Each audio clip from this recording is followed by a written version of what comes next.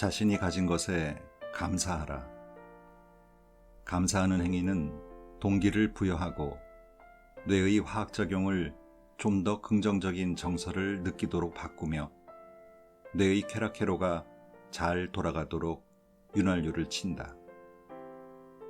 아침 커피 맛이나 창문으로 들어오는 햇빛을 고마워하는 간단한 행위로도 충분하다. 감사는 강력한 힘을 발휘하는 사고방식이다. 윌트 히트먼은 이런 시를 남겼다.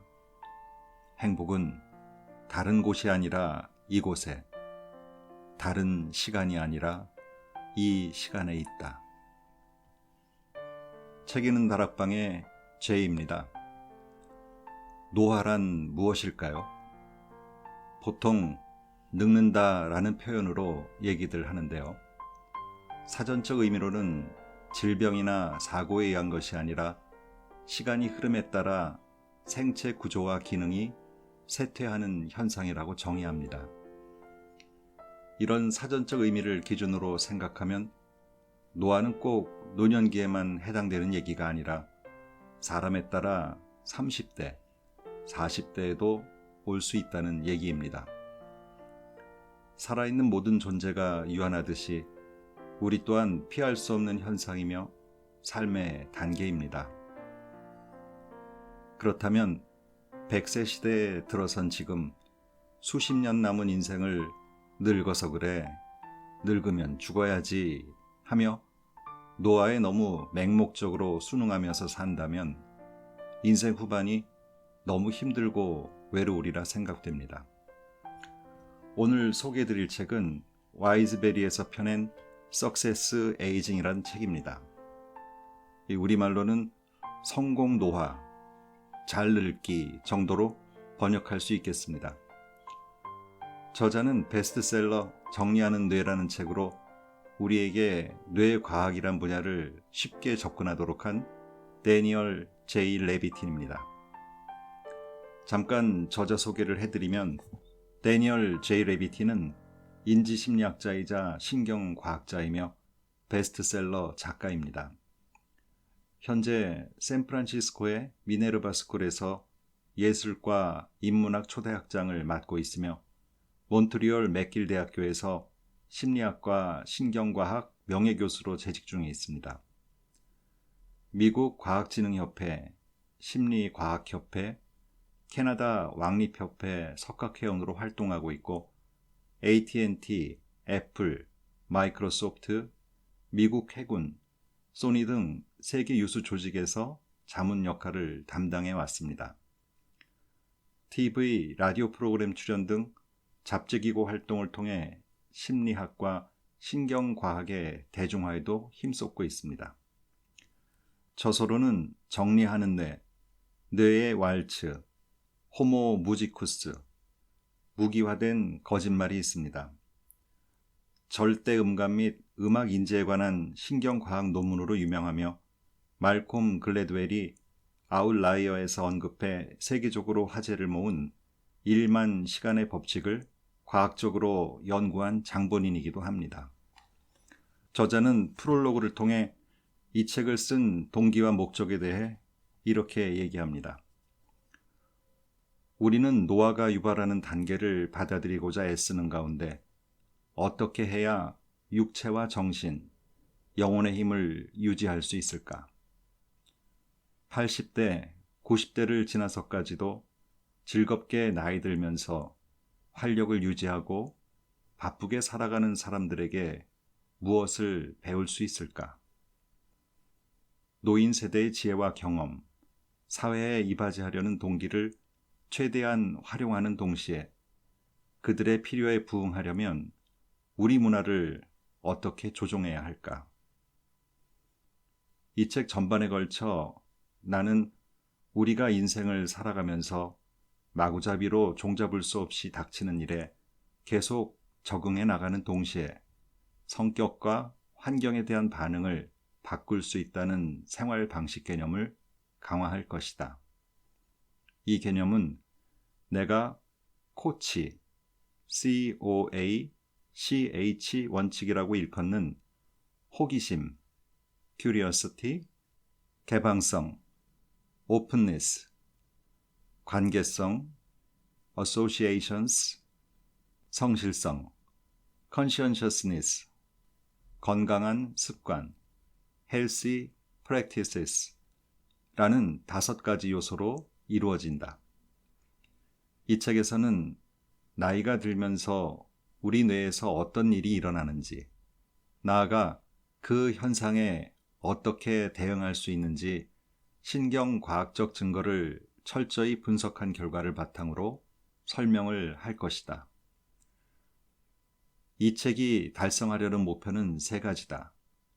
첫째, 우리가 알고 있는 지식을 활용해서 긍정적인 변화와 부정적인 변화를 예측하고 이행 과정이 순조롭게 이루어지도록 뒷받침하고 달갑지 않은 결과가 발생할 가능성을 최소화하는 체제를 마련하는 것이다.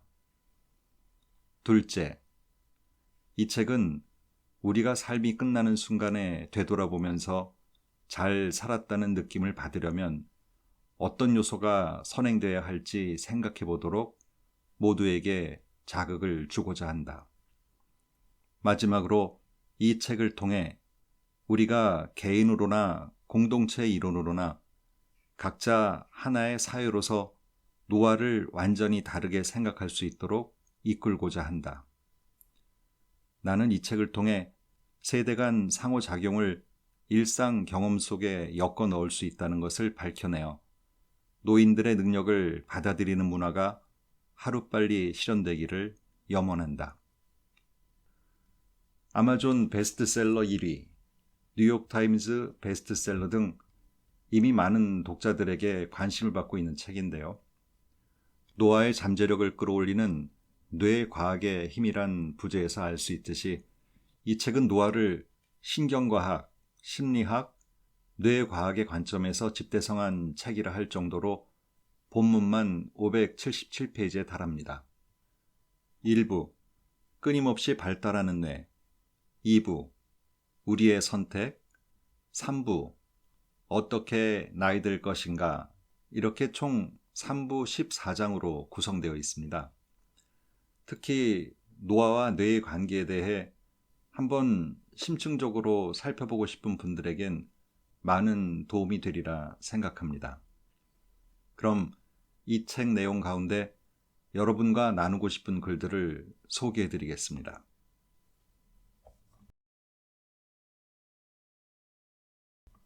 1장, 성격은 어떻게 지혜로운 노년기를 결정하는가? 어릴 때 성격이 훗날 성인기 건강 결과에 영향을 미친다는 연구 결과는 근거가 아주 분명하다. 초등학교에서 항상 문제를 일으켰고 10대 초반에도 계속 그렇게 행동했던 어린이를 예로 들어보자. 이런 아이는 청소년기에 담배를 피우고 술을 마시며 대마초를 피웠을 것이다. 성격 심리학 용어로 표현하자면 자극과 모험을 추구하고 외향성을 강하게 나타내며 성실성과 정서적 안정성이 부족하다고 말할 수 있다. 이런 아이의 경우 중독성 마약을 사용하거나 음주운전을 하거나 교통사고로 사망할 위험이 높을 것이다. 청년기에 이렇게 높은 위험 요인을 넘겼더라도 습관을 바꾸지 않았다면 흡연으로 인한 폐암이나 음주로 인한 간암에 걸릴 위험이 크게 증가한 상태로 중년기에 들어서게 된다. 비교적 사소한 행동들도 오랜 세월이 흐른 뒤에 나타나는 결과에 영향을 미칠 수 있다. 젊은 시절 상습적인 햇빛 노출과 일광욕, 치아위생 소홀, 불량한 운동습관, 비만은 모두 노년기에 그 대가를 치르게 된다. 나이가 들수록 성격은 어떻게 변하는가? 성격의 5대 요인 차원은 다음과 같다. 제1요인, 외향성, 제2요인, 우호성, 제3요인 성실성, 제4요인 정서적 안정성 대 신경증, 제5요인 경험에 대한 개방성과 지적 능력. 이 5가지 범주는 각각 수많은 개별 특질을 포함한다. 마지막 요인을 무엇이라고 부를지를 둘러싸고 다소 논란이 있지만 크게 신경 쓸 필요는 없다. 이는 실생활과 밀착된 수많은 특질을 포함하는 명확한 차원이다. 5대 요인 모형의 용어로 설명하자면 노인은 외향성과 개방성이 감소하고 정서적 안정성과 우호성이 증가한다. 낙관적인 사람은 장수할 가능성이 크다. 그러나 낙관주의가 지나치면 건강을 그르치는 결과로 이어질 수 있다. 비현실적인 정도로 낙관적인 사람이라면 이마에 생긴 검은 반점을 보고도 암 검진을 받지 않을지도 모른다. 40세 이후로 10년에 5kg씩 몸무게가 늘었어도 이를 무시하고 다 괜찮을 것이라고 판단할 것이다. 낙관주의는 질병 회복, 조직 재생 등에 반드시 필요한 요소지만 현실성과 성실성으로 보완해야 한다. 질병은 자주 성격 변화를 유발한다. 세라 햄슨이 제2형 당뇨병 환자를 대상으로 실시한 연구에서 당뇨병이 발발하면서 자기 건강을 각별히 관리하게 됐다고 말하는 사람이 적지 않았다. 따라서 건강한 생활을 바라는 염원이 자제력과 체계성, 성실성 증가와 같은 성격 변화로 이어지기도 한다. 역할 모델의 역할. 어떤 연령에서도 자신의 미래를 만들어 나가는 작업을 할 수 있다. 줄리아 허리케인 호킨스는 루이지애나주 베턴루지 출신이며 은퇴한 교사다. 호킨스는 원예의 조예가 깊으며 특히 분재를 좋아한다. 호킨스는 75세에 처음으로 육상 경기를 시작했다. 그녀는 미국 시니어 올림픽 사이클 종목에 출전해 동메달과 금메달을 땄다. 25년 후 호킨스는 100세 나이에 다른 종목에 진출해 달리기를 시작했다. 호킨스는 101세에 다시 미국 시니어 올림픽에 출전해 100야드 단거리 경주에서 39.62초를 기록해 100세 이상 여성 최고 기록을 세웠다. 또한 젊게는 90세 선수도 참여하는 50야드 단거리 경주에서 다른 주자들을 상대로 18.31초를 기록했다. 비결이 무엇일까?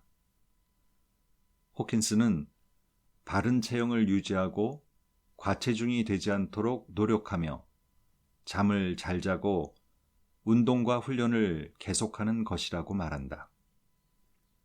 그러면서도 한계에 도전하는 것과 기진맥진하는 것은 종이 한 장 차이예요.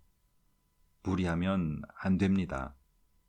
그저 자기가 할 수 있는 최선을 다하면 되는 거죠. 라고 덧붙인다. 2017년에 미국 시니어 올림픽 100야드 단거리 경주에서 우승한 호킨스는 나는 내 나이가 101세처럼 느껴지지 않아요. 60세나 70세쯤 된 것처럼 느끼죠. 101세에 완벽할 수는 없겠지만 무엇도 나를 멈추게 하지는 않을 겁니다. 라고 말했다. 1년 뒤 호킨스는 102세에 60m를 24.79초에 달려서 세계 신기록을 수립했다. 나는 독립적이고 뭔가 다른 일을 하면서 자기 자신을 시험하는 일, 발전하려고 노력하는 느낌이 좋아요. 2019년 6월 호킨스는 103세에 50m와 100m 경주에서 금메달을 땄다. 사람들에게 감동을 선사하는 수많은 이들의 삶에는 자기 자신을 시험하고 발전하려고 노력하는 태도가 빠지지 않는다. 기타리스트 안드레스 세고비아는 93세에 새롭게 연주 투어를 시작했다. 94세를 일기로 사망하기 얼마 전에 했던 인터뷰에서 그는 여전히 하루에 5시간씩 연습한다고 말했다. 평생 그렇게 많은 업적을 이뤘고 당대 최고의 기타리스트로 추앙받던 그가 왜 연습을 멈추지 않았을까? 그는 이 한 구절이 연주하기가 좀 까다롭네요 라고 말했다. 1890년에 인디애나주에서 가난하게 태어났고 8세에 아버지를 잃은 한 남자의 이야기도 생각난다. 의욕이 없는 아이였던 그는 중학교 1학년 때 학교를 그만두고 다시는 돌아가지 않았다. 그는 17세에 이미 일자리 4곳에서 해고를 당했다. 그는 단순 노동직을 전전하면서 떠돌았고 일평생 거의 파산 상태로 보냈다. 유아기와 청년기 경험이 인생사를 좌우하는 전부라면 그의 삶은 실망의 연속이었다고 추측할 수 있을 것이다. 실제로도 그는 아무런 목표도 없고 멍해 보였다. 그는 증기기관차 화부, 농장 일꾼, 대장장이, 군인, 철로 소방관, 마차 도장업자, 전차 차장, 수위, 보험 판매원, 주유원 등 갖가지 일을 했지만 한 일자리에 정착하지 못하고 돈을 모으지도 못했다. 50세에 그는 켄터키주 코빈 대로변에 있는 음식점에서 또 망할 법한 일을 시작했다. 식당은 간신히 명맥을 이어가다가 결국 운이 다해 그가 62세일 때 폐업했다. 은퇴할 나이가 다가오는 시점에서 그는 또 한 번 파산했고 자동차에서 생활했다. 얼마나 많은 사람들이 그 시점에서 포기할까? 그는 평생 단 한 번도 성공한 적이 없었고 1952년 당시 62세인 사람에게 남은 수명은 평균 3.2년에 불과했다. 어느 날 오래된 가족 요리법을 손에 넣은 그는 프랜차이즈 식당을 열 수 있으리라 상상하며 돈을 빌려 유타주에 식당을 열었다. 이 이야기가 이대로 막을 내릴 수도 있다. 하지만 그 남자의 이름은 할랜드 샌더스였다. 그 음식점은 현재 세계 최대 음식 공급업체 중 하나이자 KFC로 널리 알려진 켄터키 프라이드 치킨이었다. 샌더스는 74세에 그 회사를 200만 달러에 팔았으며 이를 현재 가치로 환산하면 3,200만 달러, 한화 약 389억 원과 맞먹는다. 그가 62세에 상상했던 그 회사의 현재 연간 수익은 230억 달러, 한화 약 28조 원이며 전 세계에 알려져 있다. 그는 90대까지도 계속해서 KFC에 조언했고 브랜드 홍보대사로 활동했다. 89세의 샌더스는 은퇴하실 생각은 없나요? 라는 질문을 받고 그는 없습니다. 라고 딱 잘라 대답했다. 눈꼽만큼도 없습니다. 주님이 아담을 만드실 때 65세에 은퇴하라고 말씀하신 적 없잖아요. 아담은 죽는 날까지 일했습니다. 나는 건강과 능력이 허락하는 한 끝까지 일해야 한다고 생각합니다. 노년에 스포츠 경기나 사업, 예술 활동 같은 새로운 일을 시도하면 삶의 질과 기대 수명이 급격히 증가할 수 있다. 개방성과 호기심은 건강 증진 및 장수와 높은 상관관계를 나타낸다. 호기심이 많은 사람들은 지적으로나 사회적으로 도전하려는 경향이 강하며 이런 활동이 가져다주는 정신적 유연성을 보상으로 거둬들인다. 또한 이런 사람들은 좀 더 적극적으로 관심을 갖고 참여하므로 남들이 느끼기에 함께 있으면 즐거운 사람일 가능성이 높으며 사회적 상호작용은 정신적인 활기와 명민함을 유지하는 훌륭한 방법이다. 2장 기억력 쇠퇴라는 잘못된 믿음. 이 모든 사실은 무엇을 의미하는가? 우리는 현 상태에 안주하고 새로운 정보를 수동적으로 받아들이지 않도록 싸워야 한다. 또한 환갑을 넘긴 후부터는 점점 경계심을 높여서 이런 문제와 싸워야 한다. 다행스럽게도 기억의 내구성과 정확성을 높이기 위해 우리가 할 수 있는 일, 적용할 수 있는 전략이 있다. 단기 기억력을 높이고자 할 때는 주의 네트워크 훈련으로 지금 현재 일어나고 있는 일에 집중하고 우리가 생각하고 감지하는 가장 중요한 사항을 분명하고 좀 더 정확하게 저장할 수 있다.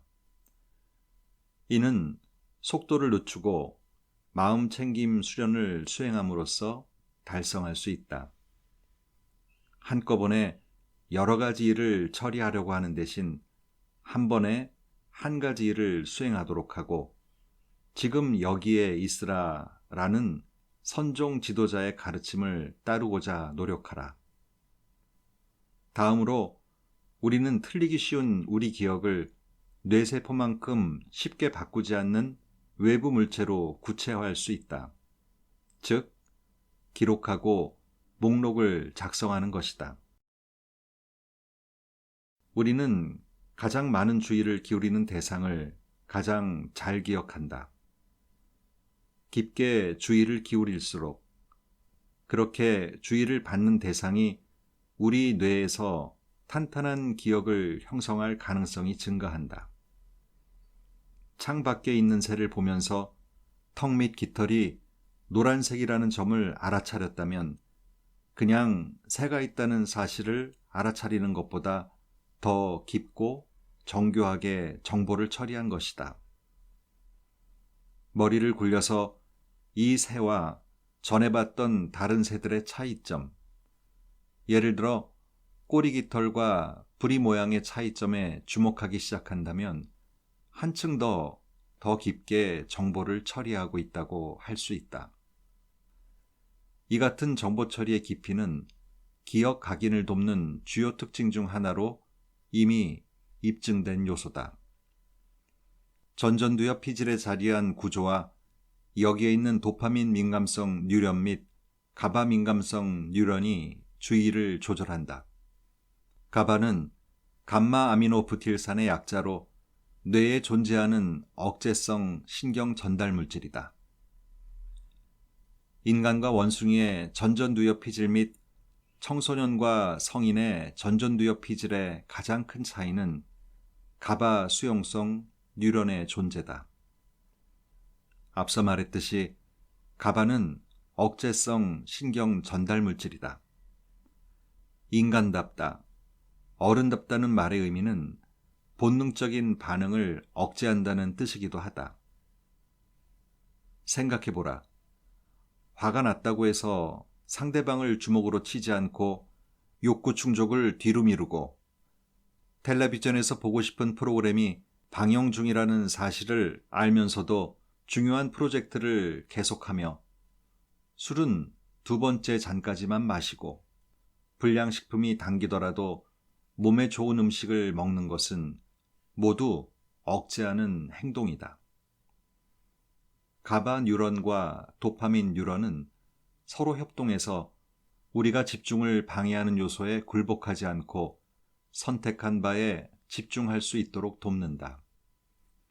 그러나 나이가 들면서 전전두엽 피질은 다소 활기를 잃게 되고 그 결과 실제로 산만해지기 쉽다. 집중하려면 좀 더 노력을 기울여야 한다. 나이가 들면서 기억은 정말 쇠퇴하는가? 흔히 나이가 들면 기억 감퇴가 일어날 것이라고 말한다. 스트레스 전문가인 신경과학자 소니아 루피eng은 스트레스가 기억에 미치는 유해한 영향과 스트레스가 코르티솔 수치를 증가하는 방식을 연구했다. 루피eng은 노인들이 기억 검사를 받는 특정한 방식이 그들에게 스트레스를 가하고 따라서 스트레스를 받지 않았을 때보다 기억 검사에서 낮은 점수를 받게 된다고 직감했다. 루피eng은 나는 노화에 따라 기억 장애가 발생한다고 생각하지 않아요. 만약 발생한다고 하더라도 사람들이 생각하는 것보다 훨씬 적을 겁니다. 나는 노화에 따라 기억 감퇴가 발생한다고 주장하는 실험들에서 사용한 방법론을 연구했습니다. 기억 검사를 받으러 온 노인들은 검사를 시작하기 전에 이미 코르티솔 수치가 치솟았어요. 보통 새로움, 예측 불가능, 통제력 결여, 자존심에 대한 위협은 인간에게 스트레스를 가하는 가장 큰 4가지 요인입니다. 기억 검사를 받을 때 노인들은 이 4가지 모두에 시달리게 된다고요. 라고 말한다. 이 밖에도 노인들이 기억 시험에서 때때로 나쁜 성과를 내는 이유가 있다. 바로 감각기관 쇠퇴다. 시력 및 청력 감퇴를 보정하지 않는 탓에 인지 능력에 변수가 발생하는 경우가 93%에 이른다. 주변 환경이 조용한 경우 난청 증세를 나타내는 노인도 젊은 성인과 동등한 성과를 낸다. 또한 시간을 많이 줄수록 더 높은 성적을 기록한다. 포모나 대학교에서 인지와 노화에 관한 프로젝트를 지휘한 데보라 버크는 단어, 특히 고유명사를 떠올리는 능력이 나이를 먹을수록 감소할 수 있으며 이는 단어의 음운 형태 상기와 관련된 영역인 왼쪽 뇌섬엽 위축으로 발생하는 부작용이라고 밝혔다. 즉, 실제로는 단어 그 자체가 아니라 단어의 소리만을 잊는다. 여전히 그 단어를 안다고 느끼고 마치 그 단어가 혀끝에서 맴도는 기분이 들며 누군가가 먼저 말하면 그 단어가 자기가 하려던 말임을 알아차리는 이유가 여기에 있다. 정말로 무엇인가를 잊으면 이런 일은 하나도 일어나지 않는다. 지각과 복잡한 환경. 우리는 복잡하고 다양한 자연 환경 속에서 진화했다. 식물과 흙, 하늘, 야생 동물은 우리 지각 체계에 자극을 제공한다. 아마도 다들 시각 자극을 가장 먼저 떠올리겠지만 자연에는 소리와 냄새도 있다. 비 오기 전 축축한 공기의 맛, 나무 껍질이나 발밑으로 느껴지는 돌멩이의 감촉도 있다. 우리가 아는 모든 지식은 감각에서 비롯되므로 뇌를 활발하고 기민하고 건강하게 유지하려면 계속해서 감각을 자극해야 한다. 신경학자이자 캘리포니아 대학교 산타바바라 캠퍼스에서 신경과 전문의로 활동하고 있는 스콧 그래프트는 야외가 지닌 치유력을 굳게 믿는다. 그는 복잡한 환경에서 벗어나면 노인들은 더 빨리 늙는다. 뇌가 활기를 유지하려면 그냥 단순한 신체 활동이 아니라 복잡한 신체 활동이 필요하다. 뇌가 건강하게 계속 작동하려면 복잡한 신체 활동은 필수다 라고 지적한다. 새로운 환경을 걷는 것만으로도 뇌에 반드시 필요한 이런 정보를 제공할 수 있다. 발은 다양한 표면과 각도에 적응해야 하고 무릎은 발에 맞춰서 움직여야 한다. 눈이 주변을 둘러보면서 새로운 사물을 발견하는 동시에 다른 감각으로도 정보를 받아들인다. 노인 중에는 여행을 가고 싶은 충동을 느끼는 사람이 많다. 어쩌면 이는 좀 더 오래 건강을 유지하도록 도와줄 적응 및 생물학적 욕구에서 비롯될 수 있다. 새로운 곳을 도보로 살펴보는 여행이라면 특히 바람직할 것이다. 낯선 곳으로 여행을 가기에는 몸이 불편하거나 재정이 여의치 않은 경우라면 주변 공원이나 숲, 정원, 심지어 활기찬 움직임으로 북적이는 도시거리를 둘러보는 것만으로도 혜택을 얻을 수 있다. 이런 감각 자극은 활동을 중지하고 안일하게 있던 뉴런을 깨우고 점화시켜 새로운 시냅스 연결을 형성하도록 유도한다. 신경 가소성은 젊음을 유지하는 비결이고 공원 산책만으로도 이를 얻을 수 있다. 5장 정서에서 동기로 스트레스에 관한 놀라운 사실. 스트레스 역시 정서이고 사람은 물론 동물 역시 평생에 걸쳐 느끼지만 스트레스를 유발하는 원인은 무척 다양할 수 있다. 만성 스트레스는 특히 해롭다. 또한 사람마다 스트레스를 느끼는 상황이 대단히 다를 수 있다. 어떤 사람은 스트레스를 받는 상황을 어떤 사람은 당연하게 받아들이기도 하고 그 반대일 수도 있다. 스트레스는 수명에 상당한 영향을 미칠 수 있다. 태평양 연어 실험을 생각해보자. 알을 낳고자 강을 거슬러서 헤엄치고 올라온 연어는 스트레스로 엄청난 글루코코르티코이드를 분비한 뒤 죽는다. 연어가 죽는 까닭은 지쳤기 때문도 달리 생물학적인 사전 프로그래밍이 있어서도 아니다. 스트레스 호르몬 과다 분비로 인해 급격한 노화를 경험하기 때문이다. 연구자들이 글루코코르티코이드를 분비하는 부신을 제거하자 알을 낳은 후에도 연어는 죽지 않았다. 스트레스라는 용어는 고충, 디스트레스라는 단어가 변한 형태다. 그 기원은 1303년 고대 영어로 거슬러 올라가며 주로 강요나 뇌물수수 맥락에 사용했다. 근대에 들어서는 1850년대의 공학자들이 열기, 추위, 압력처럼 어떤 구조에 압력을 가할 수 있는 외부 힘을 가리킬 때 처음으로 사용했다.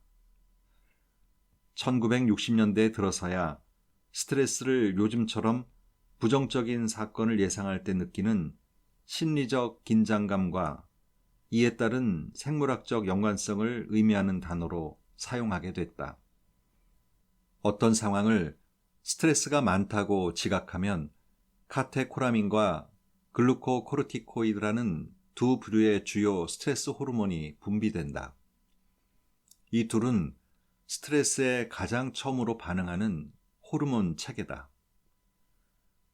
문제에 직면했을 때 이런 호르몬이 단기간 분비되면 적응에 도움이 되고 투쟁 도피 반응으로 이어진다. 그러나 생존에 꼭 필요한 바로 그 스트레스 호르몬이 장기간에 걸쳐 분비되면 신체 및 정신 건강에 해로운 영향을 줄 수 있다. 이런 사태가 발생하는 이유는 주요 스트레스 호르몬이 장기간에 걸쳐 증가하면서 인슐린과 포도당, 지질, 신경 전달 물질 등 신체와 뇌에 있는 주요 생물학적 경로에 조절 장애를 초래한다는 데 있다. 나아가 이는 면역계와 소화계, 생식계, 심장 건강, 정신 건강 같은 다양한 기능의 조절 장애를 유발한다.